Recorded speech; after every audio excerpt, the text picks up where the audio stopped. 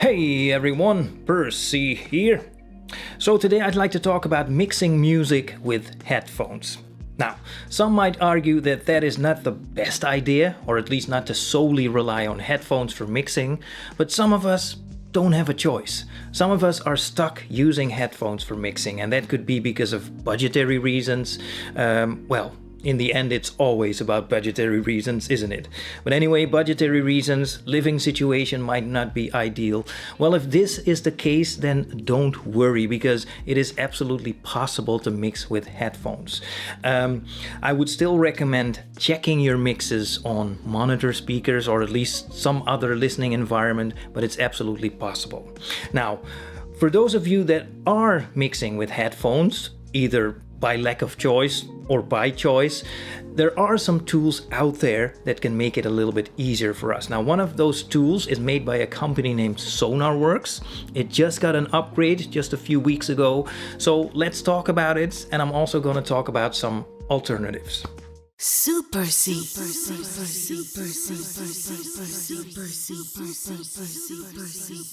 Okay, Sonarworks has a new version of its reference software. As I mentioned, just got released a few weeks ago. They also changed the name a little bit. Previous version was called Sonarworks Reference 4, and this version is now called Sonarworks SoundID Reference. Now, it comes in two different versions, let's call it that. So one is for monitor speakers, so some monitor speaker calibration software. We're not going to talk about that today, maybe in another video. Today we're going to focus on the headphones edition, as we're talking about mixing music in headphones. Now, once downloaded and installed, it's going to look something like this. Looks kind of nice, doesn't it? But what does it do? Alright, now any pair of headphones comes with its own characteristics. So some may be a little bit more bass heavy, others may focus a bit more on some mid or higher frequencies. Now, when we're mixing music, we would like the listening environment to be as neutral, to be as flat as possible. Now, what this software attempts to do is this. So Sonarworks has tested and measured tons of headphones, and it has made sound profiles, so to speak, of all of those headphones. Now, to give you an example, at the moment I'm using some Beyerdynamics DT990 Pro 250 ohms, not sponsored. So when I tell Sonarworks this, when I tell it which pair of headphones I'm using, which type, Sonarworks, so this program, will apply the corresponding sound profile. Or should I say counter profile?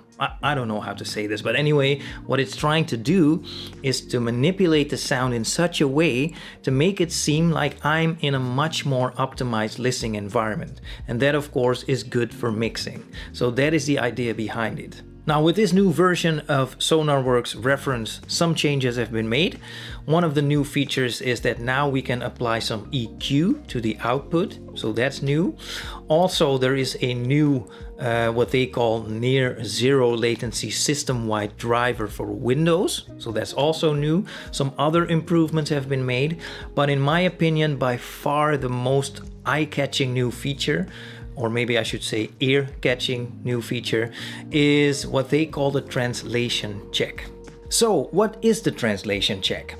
Well, if we're mixing music, what we're basically doing is we're trying to make the music sound as good as possible, you know, to get the balance right and stuff. Just oversimplified a little bit, but anyway, that is only from within the context of your listening environment, in this case some headphones. Now, what tends to happen is if we take that same mix to your car or to a friend's house or listen to it on your phone, it is going to sound different, you know, and very likely all of a sudden some problematic aspects of your mix are now going to be exposed where heretofore you didn't notice. Now, in the olden days, this was actually common practice, you know, and probably some people still do it, but, you know, take your mix literally somewhere else, you know, and listen to it in different listening environments, and take note of all the problems that you didn't hear before, and go back to the studio, make the appropriate adjustments, and then hopefully that will have solved all the problems or most problems, so that your mix sounds good in any listening environment, or at least as many as possible. Now the translation check in Sonarworks actually tries to emulate different listening environments, so like a car, like listening to your mix on your phone or your laptop or a television set, so that without even having to leave your studio or home studio, you can still kind of get a little bit of an idea of what your mix would sound like on those types of devices. And that of course can be very, very useful. So yeah, I think the translation check is a great addition to Reference. Okay, now let's quickly mention a few alternatives to Sonarworks Reference. Now, first of all, we have Real Phones by D-Sonic. Now, Real Phones in many ways is pretty similar to Reference. One difference is that, as far as I know, Real Phones doesn't have a speaker calibration version, so it's only for headphones. It comes in 3 versions, or packs as they call them. So there is the light pack, the professional pack, and the ultimate pack. Now another alternative is called Immerse Virtual Studio by Embody. Also this in some ways has some similarities with Reference. One pretty big difference is that it isn't so much looking to make the sound flat and neutral as it is trying to emulate certain sound studios used by some well-known producers.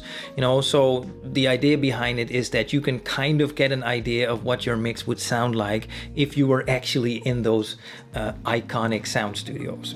Now also Immerse doesn't have a speaker calibration version, which actually isn't really relevant for this video, but I'd like to mention it anyway. One nice feature that it does have is that it lets you take a picture of your ear, so you can use your phone to take a picture of your ear, and based on the shape of your ear, it is going to make some adjustments. So pretty advanced stuff. And then yet another alternative is called Morphit by Tone Boosters. Now Morphit is a very, very affordable option. So if you're on a budget or you just don't want to spend that much, but you still would like to have a, what they call a headphones correction, simulation and personalization plugin, well then this might be a very interesting option. Now one more thing I'd like to mention. I already talked about the translation check feature in Sonarworks SoundID Reference, and it being the most eye-catching new feature in my opinion. The previous version, so Sonarworks Reference 4, didn't have this feature. Also, none of the alternatives that I mentioned has a similar feature to this, as far as I know. So I thought it would be a good idea to at least mention a plugin that is kind of a standalone alternative to the translation check feature. Now this plugin is called MixChecker by Audified. Now MixChecker comes in 2 versions, so there is MixChecker and there's MixChecker Pro. Obviously MixChecker Pro has some more features. Now the basic idea behind it is kind of exactly the same as the translation check feature in Sonarworks, but I just think that MixChecker, especially the Pro version, has some more options.